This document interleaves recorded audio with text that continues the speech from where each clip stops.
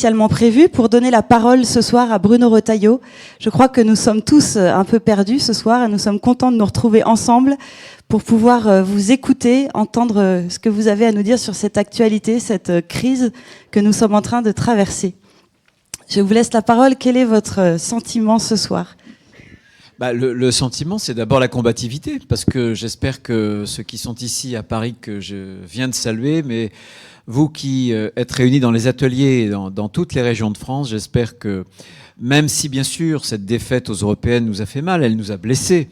Elle nous a d'autant plus blessés qu'elle vient après 2 autres défaites, aux présidentielles, aux législatives. On avait une victoire, quand même, avec les sénatoriales. Mais cet échec est un vrai échec qu'il faut pas nier. Mais pour autant, je pense que, et c'est vraiment ma certitude, c'est que nos convictions doivent être défendues, que beaucoup de Français partagent ces convictions, nos propres idées. Il y a eu en réalité un formidable piège qui a été tendu par Emmanuel Macron avec ce raisonnement absolument binaire. Ce piège, il a été aidé aussi parce qu'on n'a pas été à la hauteur. Il faut dire les choses clairement, il ne faut pas aller chercher les raisons à l'extérieur de nous-mêmes, donc il faut en tirer les conséquences. Moi, je pense que je voudrais d'abord rendre hommage à François-Xavier Bellamy, parce que quand j'ai entendu un certain nombre de critiques de ceux qui avait assuré sa propre campagne, croyez-moi, les bras m'en sont tombés. Donc je l'avais il y a quelques instants au téléphone et je l'ai régulièrement. Je crois que la campagne, il a été au bout de ce qu'il pouvait faire. Simplement, on avait une omelette et les 2 bouts de l'omelette ont été coupés. C'est-à-dire que une partie de notre électorat qui ne croyait plus en nous est parti au Rassemblement national parce qu'il voulait tout simplement protester et poser dans les urnes un non catégorique à M. Macron. Il leur paraissait que le meilleur vecteur, c'était de voter Rassemblement national. Et puis, à l'autre bout de l'omelette, vous en aviez d'autres qui voulaient faire échec à Mme Le Pen et qui, pour faire échec à Mme Le Pen, sont entrés dans le jeu de M. Macron et ont voté pour une liste soutenue par Mme Royal et par M. Cohn-Bendit, avec des écologistes qui sont des écologistes de combat, M. Canfin, M. Durand. Vous imaginez que M. Durand était député européen et que son dernier vote pour la dernière session, il y a quelques semaines, au Parlement européen, il s'est opposé au vote des crédits pour le budget de la défense européenne. Voilà, c'est ça la réalité. C'est la réalité. Il n'y avait pas de ligne cohérente. C'était une forme d'amalgame marketing pour essayer d'attirer les voix. Bon, ça c'est un constat. Maintenant, il faut regarder l'avenir et c'est clair que les fruits d'une défaite sont toujours amers parce que j'ai une mémoire, mais la mémoire ne remonte pas si loin qu'elle a des souvenirs précis. Dans une défaite, il y a des tempéraments qui se révèlent. On l'a vu, il y a le spectacle parfois un peu triste d'une nature humaine qui se laisse aller à l'opportunisme. Et puis, il y a ceux qui résistent et puis qui portent leur regard pour l'avenir. Moi, je pense qu'au point où on en est aujourd'hui, je crois qu'il y a à la fois une vision qui doit être une vision dans l'urgence, parce qu'il faut répondre à l'urgence. On ne peut pas sous-estimer cette urgence, d'autant plus que la Macronie fait pression sur de nombreux élus municipaux, départementaux, régionaux, pour disloquer totalement la droite. Et ça, il faut pouvoir y répondre. Et puis, il y a aussi l'avenir. Et l'avenir, c'est important à construire. Je ne pense pas que, malheureusement, Emmanuel Macron ait les clés et déjà ait pris les bonnes décisions pour relever la France. Donc, je crois qu'il faut qu'on puisse se préparer pour qu'on ait une alternative. On ne peut pas laisser les Français, la France, dans ce duel, un duel perpétuel entre d'un côté le Rassemblement national et de l'autre Emmanuel Macron. Cette pyramide inversée qui ne repose que sur sa seule verticalité, sur sa seule personnalité. Je pense que pour l'urgence, il faut se méfier de l'opportunisme et on voit aujourd'hui les stratégies individuelles des uns et des autres et je crois définitivement que la droite ne se relèvera pas si on se dit qu'il y a nécessairement un seul homme ou femme providentiel. Je pense que si on n'est pas capable de faire équipe, parce que la politique, c'est d'abord cette dimension collective, on n'y arrivera pas. Bon, et ensuite, il y a l'avenir. Je pense que je l'ai déploré. J'ai souvent dit, je l'ai même écrit avec ce livre Refondation. C'est drôle, aujourd'hui, vous ne pouvez pas écouter l'un d'entre nous sans que le mot refondation soit utilisé. C'est très bien. Mais simplement, il faut revenir au débat de fond. On avait une année, l'année 2018. C'était la seule année du quinquennat sans aucune élection. Aucune. Nous avions un moment qui était dégagé. Les Français n'attendaient rien de nous. Ils attendaient simplement qu'on se refonde pour qu'on puisse proposer quelque chose qui soit en ligne avec leurs aspirations, avec leurs convictions. Et on ne l'a pas fait. Donc, Force républicaine, nous l'avons justement relancé pour être ce cercle de réflexion qui puisse servir à notre famille politique, à toute notre famille politique. Quand on a fait, par exemple, sur la question de la République et de l'islam, nous avons été les premiers à prendre position contre un islam de France. J'ai été le premier à dire que je ne voulais pas que le président de la République transforme la loi de 1905 parce que notre identité républicaine, c'est aussi la laïcité. Et quelque part, nous avons gagné, mais nous avons été un peu seuls dans ce combat-là. Beaucoup d'autres conventions, nous les avons menées, la question sociale. Pour l'instant, nous avons sous le coude beaucoup de propositions parce que je pense que cette question est fondamentale, elle est importante pour notamment la classe moyenne et nous allons les sortir dans quelques semaines. J'ai simplement souhaité attendre l'après-européenne pour ne pas parasiter les européennes. Dans 10 jours, on aura une convention importante sur l'écologie parce qu'il doit y avoir une écologie de droite. Il doit y avoir une écologie qui ne suive pas une écologie idéologique de la décroissance punitive ou une écologie technocratique qui est celle de la fiscalité des procédures. Donc nous sommes se creuser pour redéfinir, je trouve, une vraie ligne pour notre mouvement, notre famille, parce que je pense que je ne raisonne pas uniquement, évidemment, pour LR, et je voudrais étendre, comment dirais-je, ce cercle à tous les Français qui partagent, et croyez-moi, ils sont nombreux. Donc voilà, je pense qu'il faut se ressaisir, il faut être combatif. Le problème, il n'est pas seulement le problème LR, le problème de la droite, du centre ou autre, c'est le problème de la France. Est-ce que demain, on va enfin relever la France ? Aujourd'hui, la France est en train de chuter, toujours. Monsieur Hollande nous avait laissé une France qui était pour le chômage de masse au 23e rang des pays européens. Nous sommes désormais au 25e rang. Nous allons sans doute dépasser les 100% de dette. Voilà, un pays imposé toujours plus avec la dépense publique. Bref, sans aucun résultat en matière migratoire, sans aucun résultat pire. Pour celles et ceux d'entre vous qui ont étudié les chiffres de la délinquance au premier trimestre 2019, c'est une catastrophe. Donc je crois qu'il faut juger l'arbre à ses fruits. Et pour l'instant, l'arbre a pris quelques décisions qui ont fait penser à notre électorat, par exemple avec la suppression de l'ISF ou avec l'ouverture à la concurrence pour la SNCF, que M. Macron était un homme de droite, qu'il réformait la France. Je pense que non. Voilà. Donc il ne s'agit pas de développer une opposition systématique, il s'agit de dire la vérité aux Français. Quand c'est bon, on le dit. Quand c'est pas bien, on le dit aussi. Voilà, donc on est à la croisée des chemins. Et quand c'est comme cela, faut pas baisser le regard. Au contraire, il faut rehausser, au contraire, la vision, l'horizon. Et je pense que notre horizon, c'est nos convictions, c'est la France. Ne cédons rien, ne lâchons rien. Et moi, je suis plus combatif que jamais. Nous avons reçu depuis plusieurs jours des centaines de questions à vous adresser. Voilà. Si je suis venu, Béatrice, c'est pas pour faire un long discours, c'était pour répondre à un maximum de questions, parce que je sais que vous vous en posez, on s'en pose tous, et c'est totalement naturel. Il y a eu cette défaite aux européennes, il y a eu l'initiative qu'a pris Gérard Larcher. Donc ça va me permettre de clarifier les choses et de vous dire très directement ce soir là où nous en sommes et là aussi où nous voulons aller demain. Voilà, donc nous avons fait la synthèse de toutes ces questions qui sont arrivées par WhatsApp, par mail, par peut-être téléphone aussi. La première question qui arrive, c'est: ne faut-il pas repartir de zéro ? Pourquoi pas Force républicaine ? Pourquoi pas s'appuyer sur notre mouvement ? LR est-il encore réformable ? Moi, je pense que oui. Moi, je pense que tous ceux qui font le pari de la mort, par exemple, de la droite, je l'entends beaucoup, il n'y a plus de droite parce que Macron est désormais l'incarnation de la droite, ils seront déçus. Je pense qu'il est talentueux dans les mots. Il utilise les mots que nous utilisons. Et je vois des textes de loi, par exemple l'école de la confiance avec M. Blanquer, mais l'école de la confiance, c'est tout sauf une réforme de fond. Bon, il a su créer une illusion. L'illusion a tenu. Il y avait eu des circonstances exceptionnelles au moment des présidentielles. Cette illusion, elle a tenu pendant à peu près 1 an après les présidentielles. Il y a eu les Gilets jaunes. Paradoxalement, les Gilets jaunes lui ont permis de se sauver. Ils lui ont permis, à travers le grand débat, de faire campagne, et c'est un redoutable candidat, et ils l'ont sauvé, les Gilets jaunes, par les excès des Black Blocs et des autres, parce qu'il est apparu comme le garant de l'autorité. Il est chef de l'État, et comme chef de l'État, évidemment, c'est celui qui dispose des forces de sécurité, des forces armées.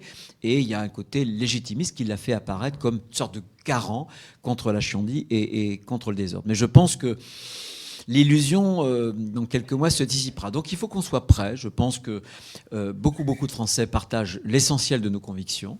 On ne sait pas bien les porter, on ne sait pas bien les communiquer. Il y a des sujets que nous n'avons pas suffisamment traités. Évidemment, sur l'écologie, la question sociale est une question importante, je pense. J'aurai peut-être tout à l'heure l'occasion de m'exprimer. Je pense qu'il est en train de changer profondément notre modèle social. Je pense qu'il faut réformer le modèle social français.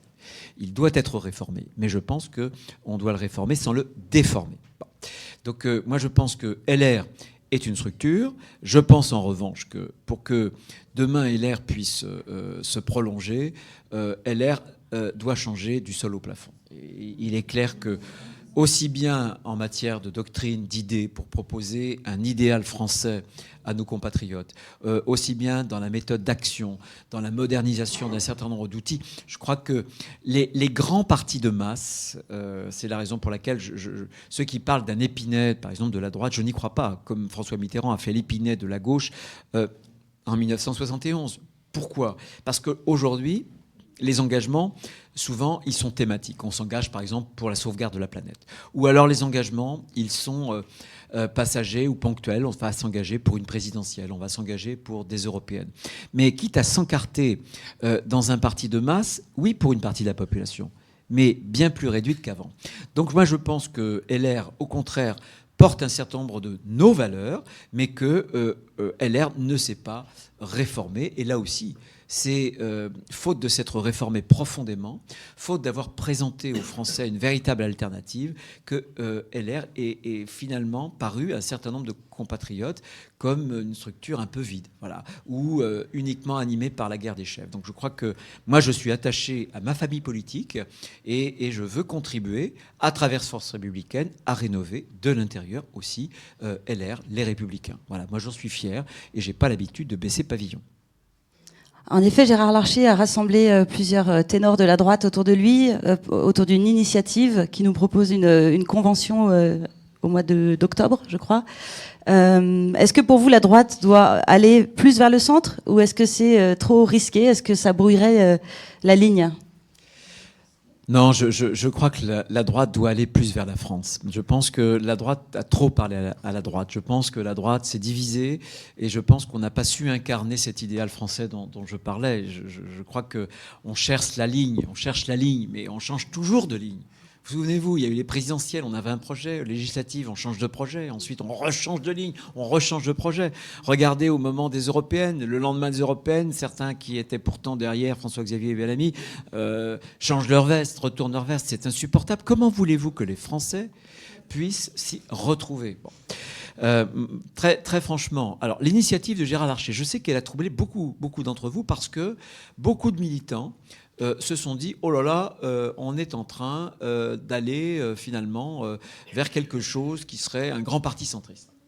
C'est pas du tout mon intention. Quelle est l'intention de Gérard Larcher ? C'est tout simplement parce qu'il y a une urgence. Je parlais tout à l'heure de l'urgence. C'est que En Marche est en train de faire sur l'ensemble de nos élus municipaux, départementaux et régionaux une pression inimaginable. Écoutez bien les uns et les autres. Quand M. Guérini parle de punir les maires qui ont soutenu notre liste aux européennes, quand M. Gilles Boyer, certes, il s'est excusé après, traite d'ennemis ceux qui ont soutenu cette même liste, quand M. Lecornu enjoint aux élus de quitter leur famille, etc. Mais si nous faisions cela, mais on serait traité d'avoir un comportement totalement antidémocratique. Donc il y a une urgence. Et beaucoup de nos élus, qui sont des élus territoriaux, doivent avoir un signal pour qu'il n'ait pas le choix entre LREM ou le suicide. L'initiative de Gérard Larcher, c'est quoi, tout simplement ? C'est de réaffirmer que, en réalité, la droite, elle est diverse. Il y a une droite qui est bonapartiste, attachée à l'autorité, il y a une droite qui est plus libérale, il y a une droite qui est plus conservatrice. Moi, je pense que, et c'est ce qui avait fait gagner François Fillon pendant les primaires, je pense que la droite doit être la totalité de tout cela, bien évidemment. Mais vous n'empêcherez pas que cette droite, elle est diverse. Alors, de deux choses l'une.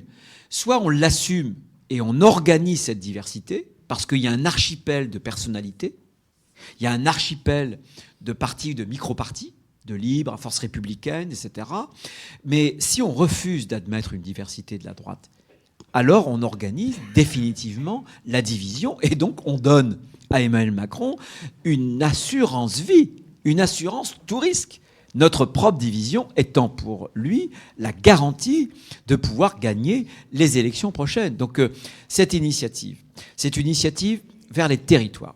Je peux vous en parler. Est-ce que quelqu'un m'a reproché un jour d'avoir conquis la région des Pays de la Loire, qui était administrée depuis plusieurs mandats par les socialistes, en m'alliant avec des centristes? Est-ce que cette alliance a affaibli les projets que j'ai pu mener dans le cadre de ce pacte de majorité entre LR que je suis et les centristes qui étaient avec nous? Bien sûr que non.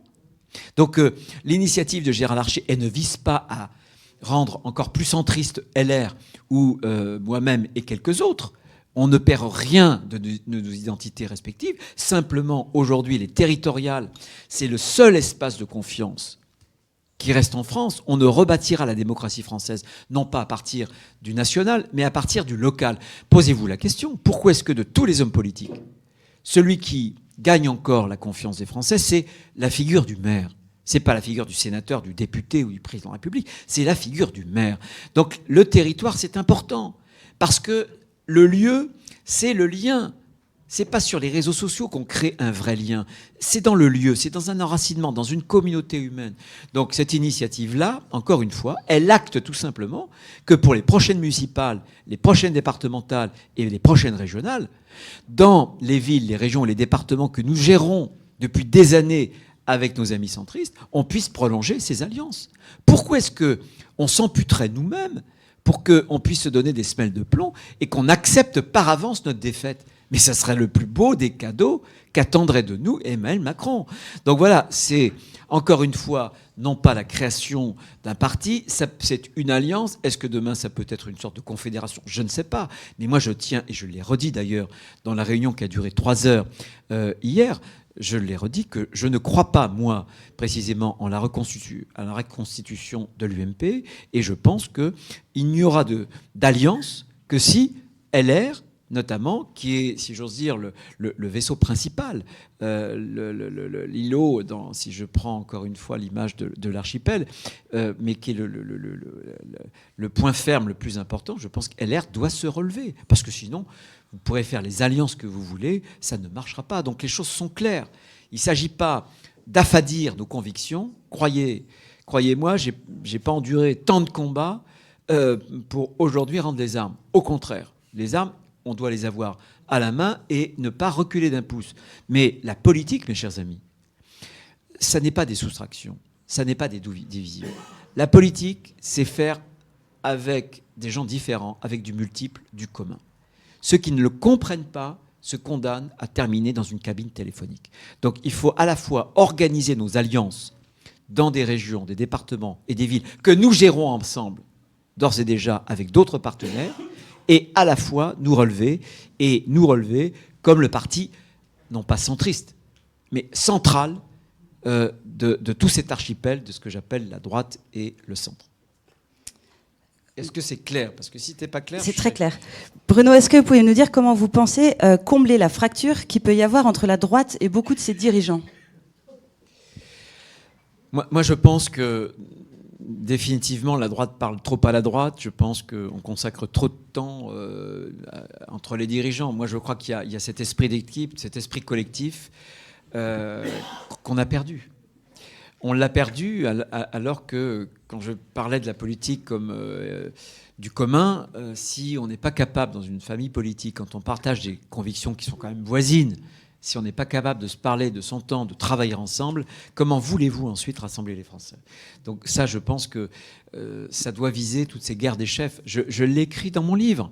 refondation. J'ai souvent dit que c'est parce qu'on a trop investi dans la querelle des égos, tout simplement parce qu'on avait tourné le dos à la bataille essentielle, qui est pour moi la bataille des convictions, la bataille des idées. C'est parce qu'on a oublié les idées qu'on a surinvesti le champ, le territoire, justement, de ce tout à l'ego, de cette guerre des chefs, de cette guerre des personnalités. Donc moi, je pense qu'il faut retrouver une ligne, en tout cas une identité de la droite française qui lui corresponde. J'ai toujours pensé que certains disent non, il faut que la droite soit régalienne et identitaire parce qu'il y a la question de l'islam, il y a la question de l'immigration, il y a la question de l'autorité de l'État, des territoires perdus de la République. Il faut d'abord que la droite porte ce langage-là. Puis d'autres qui disent non, il faut que la droite soit libérale parce que la France, 56% de la richesse annuelle produite par les Français est captée par la bureaucratie, par la machinerie étatique française. Je veux dire que non, la droite, si elle veut relever demain les défis que nous avons devant, et surtout si nous voulons relever ensemble la France, nous devons nous réapproprier l'ensemble de ce territoire idéologique. C'est-à-dire que nous devons être à la fois libéraux, parce que la liberté en économie, c'est fondamental, parce que la liberté pour nos territoires, je suis un avocat de la décentralisation, c'est fondamental. La liberté de penser, c'est fondamental. La liberté pour l'école, c'est aussi fondamental. Est-ce qu'on veut un seul système scolaire ? Voilà, un seul type d'école au moment où les enfants n'ont jamais été aussi différents. Donc la liberté, c'est ce qui compose l'identité profonde d'ailleurs de la pensée européenne et occidentale, comme le dit très bien un grand philosophe que j'aime beaucoup, Pierre Manant, qui est intervenu déjà lors de notre première convention sur l'Europe. Il dit très bien que depuis 3 siècles, la liberté, c'est ce qui caractérise la pensée occidentale et la pensée européenne. Donc la liberté, c'est une de nos valeurs que l'on doit cultiver, et la droite a trop été souvent antilibérale, la droite a trop souvent été étatiste, donc moi je veux de ce côté-là assumer cette liberté-là, comme je veux assumer l'autorité de l'État, comme je veux assumer, d'ailleurs il ne peut pas y avoir de liberté sans sécurité, voilà, pas même qu'il puisse y avoir de liberté sans principe de responsabilité. Il ne peut pas y avoir non plus de société où il y a des droits sans qu'il y ait une société de devoirs. En réalité, les droits sont le miroir des devoirs. Et je veux aussi une fierté française. Je tiens des valeurs et dont j'estime que notre société ne peut pas se projeter en avant si elle n'a pas conscience d'un héritage qui la caractérise et qui puisse la projeter justement, encore une fois, vers l'avenir. C'est clair. Je crois que vous avez répondu à cette question. Ne faut-il pas commencer par définir un socle de valeurs communes ? Je pense que, sauf si vous voulez rajouter quelque chose. Voilà, alors, si vous voulez, moi j'ai toujours considéré qu'une des grandes victoires à la primaire de François Fillon avait été cette victoire sur les idées, parce qu'il avait parlé ce langage de la liberté, ce langage de l'autorité, ce langage des valeurs qui correspondent à ce qu'on appelle les droites un peu de René Raymond, peu importe, bonapartiste pour l'autorité de l'État, légitimiste sur les valeurs, et un peu orléaniste pour la liberté. Bon, ça c'est un petit peu théorique, mais je pense qu'il y a un point d'équilibre, et je pense que ce point d'équilibre, moi qui ai visité beaucoup de départements, à chaque fois les salles étaient pleines. Bon, on sait maintenant qu'il ne suffit pas de salles pleines pour avoir tous les Français derrière soi et avoir des scores extraordinaires aussi au bout d'une élection, mais quand même, ça montre que on a quand même un réveil. Je pense que plus ça ira, il y aura une soif de ces idées-là. Et je suis sûr que cette ligne-là, si on sait l'exprimer, si on sait l'enrichir aussi, avec la question sociale, avec la question écologique, au fond, la question sociale et la question écologique, faisons rapidement, vous me parlez de valeurs, essayons d'aller au fond. En réalité, ça permet d'enrichir le socle dont je viens de parler, en traçant un dessin de ce que peut être, le mot est compliqué, mais l'anthropologie politique de ce que nous voulons être. C'est-à-dire 2 choses. C'est-à-dire que je pense qu'il faut une éthique des limites. L'éthique des limites, nous en avons besoin. Parce que le règne de la technologie, tout ce qui est possible techniquement devrait être réalisé. Non, il faut poser des techniques. Parce que pour préserver l'environnement, il faut aussi des limites, parce que une exploitation illimitée de la planète nous conduit dans le mur. Donc la limite, y compris à la limite la radicalisation des droits individuels, qui empêche le bien commun de se forger. Il faut aussi cet équilibre et donc des limites. Donc cette question, cette nécessité des limites, elle est, à mon avis, dans une société de l'hyperpuissance. Qui a conçu comme horizon une sorte de mythe prométhéen. Je pense qu'on a besoin de la modestie de ses limites. Et ça, c'est fondamental. Moi, j'ai été très impressionné par une phrase du général de Gaulle. Le général de Gaulle, c'est peu connu, avait un enfant, une fille qui s'appelait Anne, qui était handicapée. Et il a une très belle phrase, je ne peux pas la restituer au mot le mot, mais il disait « La naissance de Anne, ça a été un choc. Et ensuite, ça a été une force, parce qu'elle nous a fait comprendre, elle m'a fait comprendre la modestie des limites humaines, cette vulnérabilité. » Bon, je pense que cette limite, ces limites, c'est ce qui constitue la condition humaine. Si on parle de condition humaine, c'est parce que l'homme, la condition humaine, précisément, n'est pas condition, donc, n'est pas sans condition. Donc, il y a cette éthique des limites. Cette éthique des limites, l'écologie nous parle de la nécessité d'avoir des limites à l'exploitation de la nature. Et puis, quand je dis la question sociale, c'est reconnaître que l'homme n'est pas un individu totalement autonome, totalement délié de sa filiation par rapport aux générations qui l'ont précédé, qui n'est pas totalement délié non plus avec sa communauté humaine qui l'entoure. La question sociale, c'est un homme qui est interdépendant.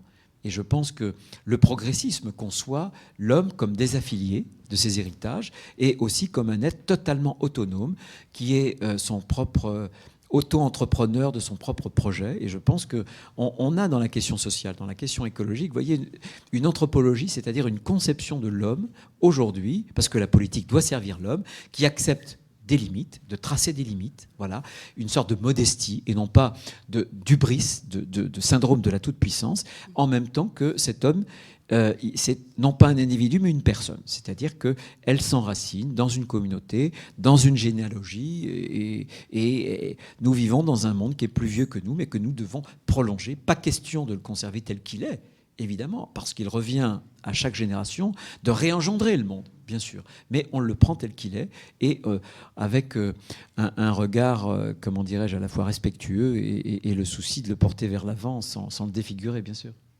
Une question sur le duel Macron-Le Pen. Est-il inévitable ? La question est inévitable ou le duel ? Le duel. Béatrice. Non, vous n'allez pas y couper. Évidemment, Emmanuel Macron veut nous entraîner. Ça lui a réussi aux présidentielles. Ça lui a réussi aussi aux européennes. Simplement, on sent cette hubris, on sent ce syndrome et cette tentation de l'hégémonie à travers les mots des ministres ou les mots des représentants de ce pouvoir macronien très, très, très arrogant.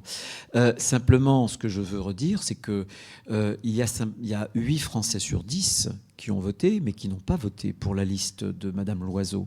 8 Français sur 10 n'ont pas voté pour la liste d'Emmanuel Macron, alors que c'est le président de la République et que cette liste était en réalité sa liste et qu'il était en réalité la vraie tête de liste. Et que si, puisqu'il y a eu à peu près la moitié de participants, la moitié d'abstention, on peut considérer donc qu'il y a 1 Français sur 10 qui a pris parti pour cette liste. Donc ça devrait les ramener à beaucoup d'humilité. Et pour nous, ça doit être aussi une sorte, pour l'avenir, d'encourageant. Simplement, ce que j'observe, moi, c'est que l'ancien président du Conseil italien, Monsieur Renzi, était à peu près le même. Il se définissait comme progressiste. D'ailleurs, ils se sont beaucoup soutenus, ils se sont rendus visite. Mais Monsieur Salvini est arrivé au pouvoir grâce à Monsieur Renzi. Et on voit bien, et je crois qu'aujourd'hui, on ne peut plus écarter dans le duel, dans ce face-à-face terriblement réducteur, dans cette démocratie confisquée et caricaturée par ce duel, on ne peut plus exclure que demain, finalement, les mécanismes qui sont aujourd'hui alimentés, mais surtout armés par le président de la République, nous conduisent à une impasse, c'est-à-dire à l'élection de Mme Le Pen. C'est le risque qu'il prend, puisqu'il suffit qu'il trébuche, il suffit qu'il ne réussisse pas ou que tout simplement il soit usé par le pouvoir. Cette idée que la seule alternative à lui-même, ce serait Mme Le Pen, peut conduire évidemment des Français qui ne partagent absolument pas les idées du Rassemblement national à voter demain, au 2e tour, à plus de 50% pour Mme Le Pen. Voilà où on en est. Et je pense qu'un jour, les Français peuvent s'en rendre compte. Et c'est pour ça que nous, on a un devoir, pas seulement pour nous-mêmes, pour le pays, de construire une vraie alternative.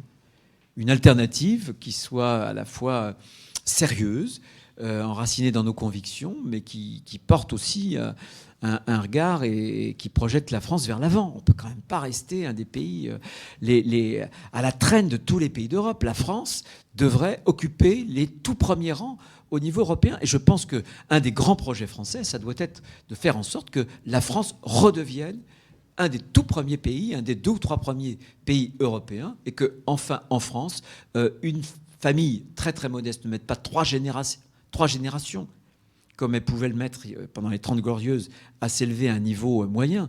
Aujourd'hui, c'est 6 générations. L'ascenseur social, il est bloqué. Et ça, c'est terrible, parce qu'il y a un écrasement des classes moyennes. Tocqueville avait l'habitude de dire que la démocratie, ça ne peut fonctionner qu'à partir d'une vaste classe moyenne. Or, cette classe moyenne, elle était extrêmement maltraitée par la mondialisation. 2 jeunes économistes ont fait une étude qui a montré très récemment que depuis 2008, c'est-à-dire le début de la crise, c'est la France qui a détruit le plus d'emplois intermédiaires. C'est-à-dire qu'on a la polarisation la plus importante. On a créé des emplois, notamment d'ingénieurs, etc., des emplois peu rémunérés, notamment dans les services, voilà, les services à la personne, et on a écrasé les emplois qui se trouvent entre les deux.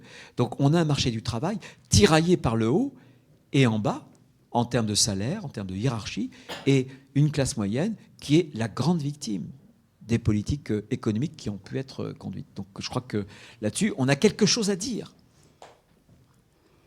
Alors, une autre question, devons-nous être libéral, conservateur? Et moi, je rajouterais, comment montrer que la droite est généreuse? Il faut être tout ça à la fois. Disraeli, qui est un grand Premier ministre anglais, avait eu l'habitude de dire, d'abord il se définissait comme le plus progressiste des conservateurs. Et il disait, il faut conserver ce qu'il vaut et il faut réformer ce qu'il faut. Il faut garder ce qui est bon, puis ce qui n'est pas bon, on le change. Donc on ne peut pas être uniquement conservateur et on ne peut pas être uniquement libéral. Quand je parlais de limite tout à l'heure, tout n'est pas marchandise. Le corps humain, ce n'est pas une marchandise. Donc oui à l'économie de marché, non à la société de marché, parce que le marché n'est pas un principe d'organisation de la société. Parce qu'évidemment, le marché divise. Et ce qui manque aujourd'hui, et je pense qu'une des grandes failles de la politique d'Emmanuel Macron, c'est qu'il a remplacé la dichotomie, enfin, il a remplacé le clivage traditionnel droite-gauche par un clivage qui est autrement plus conflictuel. Le haut vis-à-vis du bas. C'est très conflictuel parce que le clivage droite-gauche était régulé dans l'espace démocratique. Ce clivage, ce nouveau clivage, les gens d'en bas, les gens d'en haut, on l'a vu d'ailleurs avec la révolte des Gilets jaunes, il est porteur d'une violence que la démocratie, que l'espace public ne parvient pas à traiter correctement.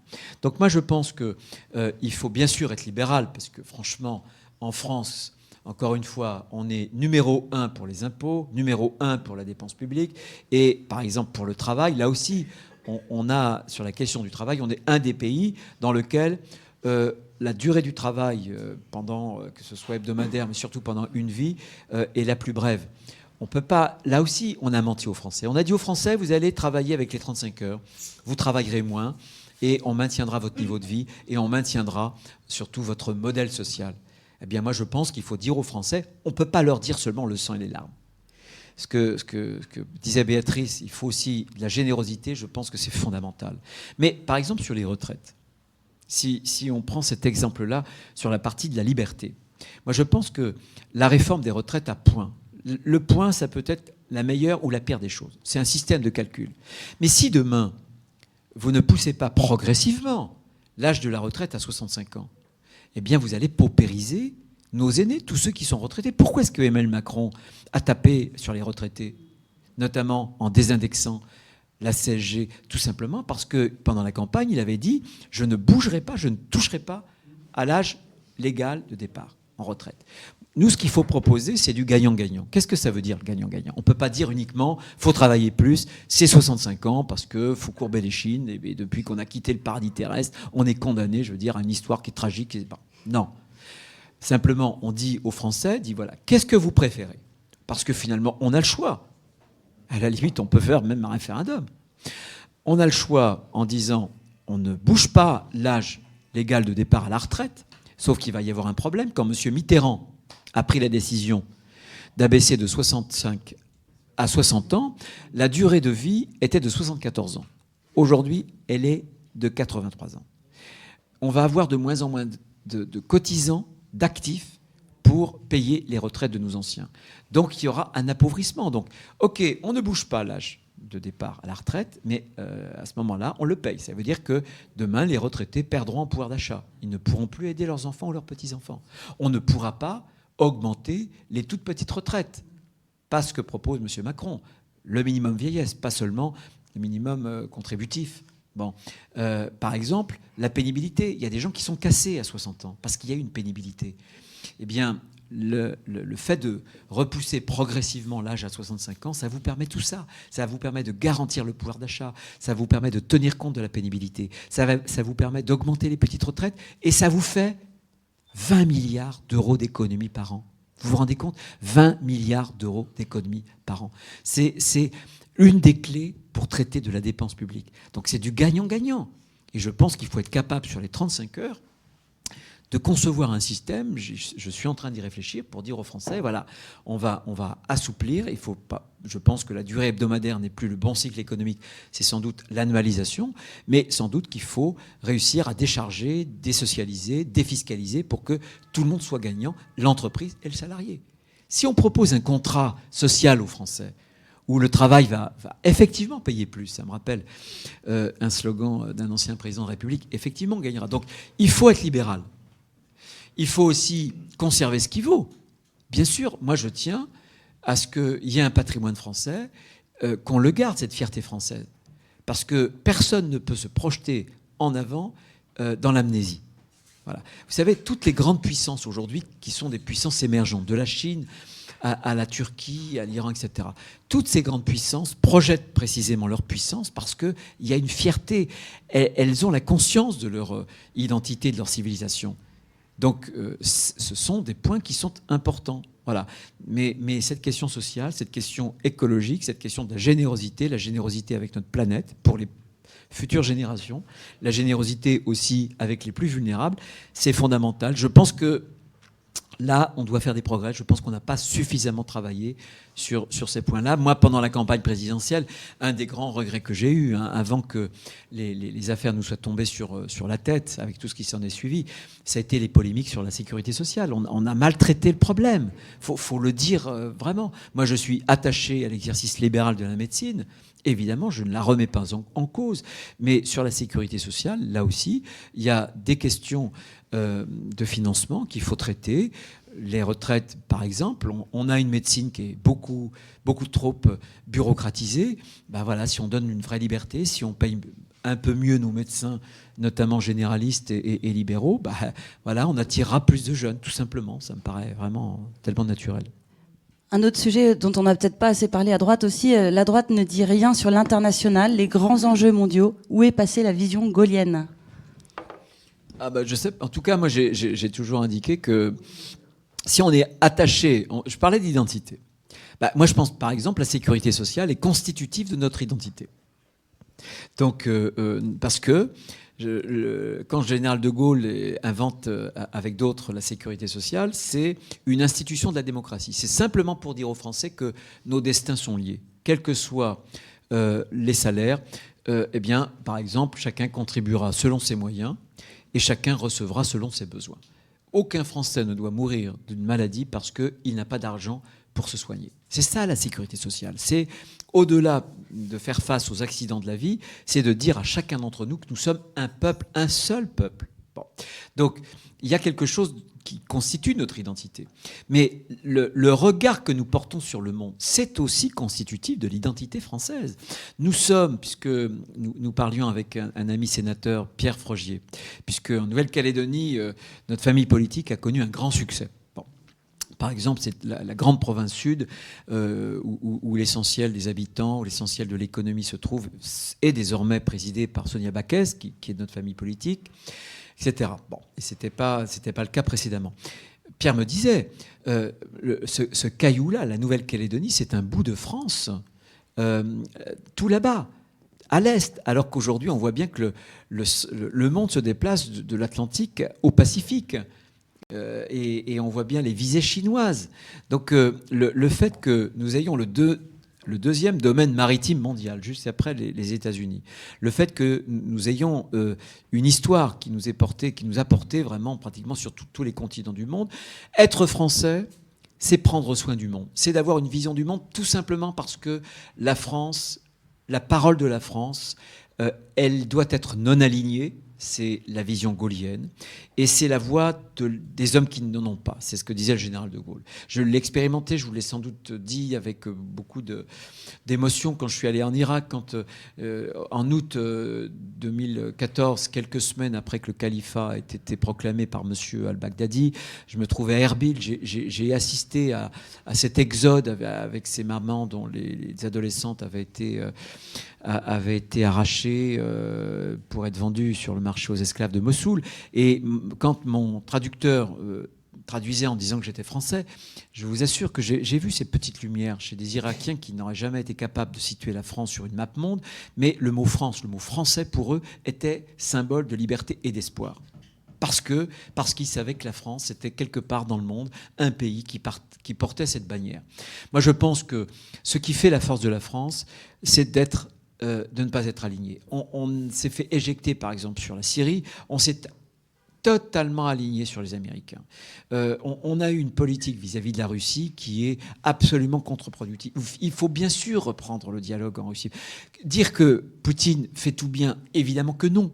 Mais la Russie est en Europe, ça doit être un partenaire et on doit dialoguer avec la Russie. Monsieur Trump a fait des tweets de façon désordonnée. C'est pas la raison pour laquelle il faut couper toute relation avec Monsieur Trump. Mais on doit être un point d'équilibre entre l'Est et l'Ouest, et entre désormais la Chine et les États-Unis, de même qu'on doit être un point d'équilibre, notamment au Proche-Orient. Je pense que la France peut revenir au Proche-Orient à travers l'Irak. Parce que les Irakiens savent parfaitement que, contrairement aux autres grandes puissances, nous n'avons pas un intérêt immédiat. Nous avons l'intérêt de l'Irak est que la société irakienne puisse se réconcilier, parce que nous savons que si demain l'islam radical se propage là-bas, il nous frappera. Donc on a un intérêt qui est lié. Mais cette vision du monde, elle est consubstantielle à ce que nous sommes. Elle fait partie de notre identité, et je pense que la France n'est grande que lorsque, justement, son regard porte au loin. Cet universalisme que nous avons reçu d'une tradition multiséculaire nous a constitués, et nous devons l'entretenir, pas en leur faisant la leçon au monde entier, justement, malheureusement, mais au contraire en essayant de contribuer au dialogue et à la paix. C'est difficile, mais jamais, jamais la France ne doit baisser la voix. Nous devons être cette patrie, cet État-nation qui, au monde, se souvient qu'on doit toujours parler, y compris à des adversaires. Il vaut toujours mieux parler, dialoguer, que de couper les relations diplomatiques. Une question à nouveau sur les partis. Comment réenchanter la politique alors que les partis ne sont plus aimés ? Par les idées. Évidemment par les idées. D'abord par les idées. C'est ce que nous essayons de faire ici à Force républicaine. Mais il faut que les idées puissent s'incarner dans un corps. Puisque je parlais tout à l'heure de conditions humaines, mais l'homme n'est pas qu'esprit. Et cette idée d'incarnation, elle est fondamentale. Donc, c'est Bruno Retailleau, ce corps ? C'est un tout petit corps. Donc il faut des mouvements qui puissent rassembler, tout simplement parce que ce sont des lieux de médiation vis-à-vis des Français. Alors aujourd'hui, c'est clair que la droite est en train de se désagréger. Elle se désagrège parce que ses idées se sont désagrégées. Vous pouvez vous reconstituer qu'à partir d'un socle d'idées. Mais croyez-moi, je suis absolument certain, quand j'exprimais cette vision d'une droite rassemblée, d'un périmètre idéologique reconquis dans sa totalité autour de la liberté, de l'autorité, des valeurs, de la fierté française, sans oublier la question, ces deux questions un peu anthropologiques, de la limite et puis de la personne humaine, de l'écologie, de la question sociale.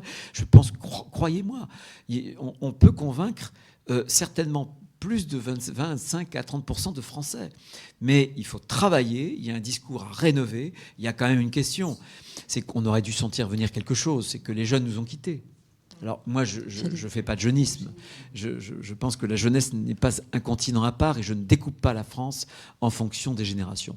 Mais ça doit nous interpeller. Ça doit nous interpeller dans la plupart du temps, dans les meetings, dans les réunions publiques que je fais, je vois bien que la moyenne d'âge tire au-dessus de 60 ans plutôt qu'en dessous de 30 ans. C'est clair. Et comment concrètement on peut attirer les jeunes ? Quelle serait votre stratégie ? Toujours les idées. Il faut investir des champs nouveaux. La question écologique, moi j'ai été frappé, j'ai plusieurs enfants. Ma fille aînée me dit l'autre jour, mais papa, comment je peux venir à la convention de Force républicaine ? Ah bon, tu t'intéresses à la Force républicaine ? Sans doute, mais je m'intéresse encore plus à l'écologie, puisque la prochaine convention c'est sur l'écologie.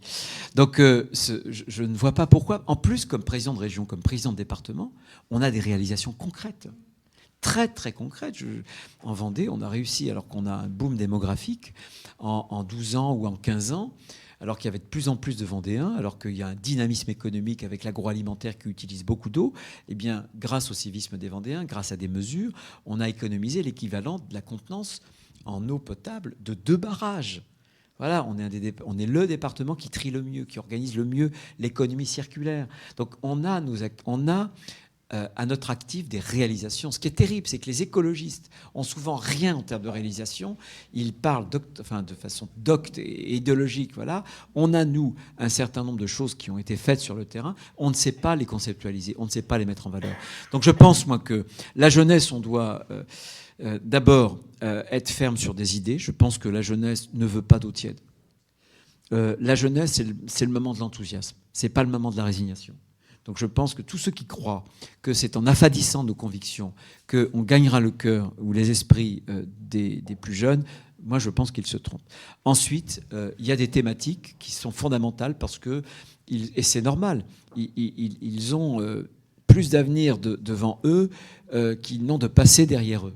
Et la question écologique est pour eux fondamentale. Et enfin, je pense qu'il y a un certain nombre de techniques. Je pense que les réunions publiques, on a bien vu avec ces dernières élections, que les réunions publiques, c'est important pour galvaniser les troupes. Mais je pense que si on n'utilise pas les moyens, notamment numériques, on ne peut plus toucher la masse, et notamment un public qui va d'abord s'informer sur les écrans, sur ces réseaux virtuels. Voilà, il y a un travail de fond à faire. Vous avez parlé de la façon dont on pouvait parler aux jeunes. Est-ce que vous pouvez nous dire quel est votre avis sur la façon dont on peut les faire s'engager aussi au sein de nos mouvements ou au sein de LR ? Moi, je pense que l'engagement, c'est une deuxième... l'engagement, c'est une deuxième étape. La première étape, c'est vraiment de reconstituer un langage commun sur des thématiques communes. J'en parlais pour l'écologie, en essayant de faire en sorte qu'on puisse, sur les réseaux, être très présent. Je pense, vous voyez, qu'en réalité, ce qu'on fait ce soir, on est plusieurs milliers. Voilà. Si on avait fait une réunion publique, on aurait été quelques centaines. Voilà. Et sur les réseaux, on arrive à toucher ces générations plus jeunes beaucoup plus facilement. Mais c'est un travail de longue haleine. Je crois que, en tout cas, ceux qui pensent qu'on peut faire de la démagogie, du jeunisme, je pense qu'ils se trompent. Je crois que les jeunes veulent qu'on les respecte et qu'on ne fasse pas faussement jeunes. Je trouve ça ridicule. Je trouve ça absolument ridicule. On aimerait continuer encore longtemps à discuter, mais je pense qu'il faut qu'on arrive à la conclusion. Une question, pourquoi pas vous à la tête de la droite ? Écoutez, ce que je veux dire, j'espère que certains d'entre vous ont pu lire, Béatrice, mon livre. Et dans le livre, je commence par dire quand même que ce qui a tué, en tout cas terriblement affaibli la droite, c'est le peu de goût pour les idées et le trop de goût pour les personnalités. Voilà. Après l'époque napoléonienne, Michelet, dans un grand cri, dit « France guérit des individus ». Droite guérit des individus. Est-ce qu'il y a aujourd'hui un individu providentiel ? Je ne le crois pas. Je pense que la politique, il y a une dimension collective. Donc, il y a le sens du service. Moi, nous sommes, avec Force républicaine, je pense, un formidable aiguillon.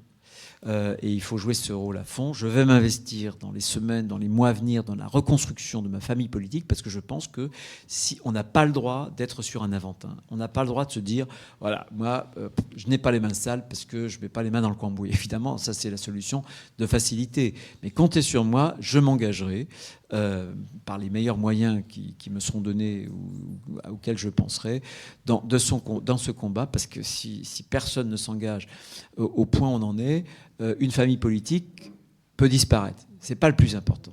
Paul Valéry, après la Première Guerre mondiale, nous a dit les civilisations sont mortelles désormais. On sait que les civilisations sont mortelles. Alors vous pensez que si une civilisation est mortelle, un parti politique peut être mortel. Ce qui est important, c'est nos convictions.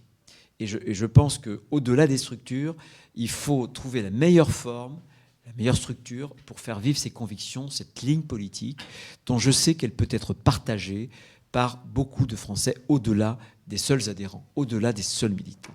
Notre objectif, demain, c'est de créer du commun. Moi j'ai été touché comme vous. Évidemment, j'ai été, comment dirais-je, le premier regard qu'on a touché vers la flèche embrasée de Notre-Dame, ça a été une tristesse abominable. Mais dans un deuxième temps, on a vu que cette émotion, qui était la nôtre personnelle, était une émotion partagée. Et alors, on a pris conscience que nous étions ensemble un peuple. C'est-à-dire que nous partagions ensemble un héritage et que nous voulions ensemble partager aussi pour l'avenir un destin. Eh bien, moi, je pense qu'on en est là, on en est à ce moment-là, et qu'il y a quelque chose à reconstruire dans l'enthousiasme, dans la combativité. Ce que je veux vous dire ce soir, c'est que, certes, il y a eu des batailles, elles peuvent être perdues, mais très franchement, je suis absolument persuadé que nos convictions elles vivent dans le cœur de nombreux Français. Simplement, ils ne savent pas qu'on les porte, ou on les porte mal, ou on ne sait pas les dire.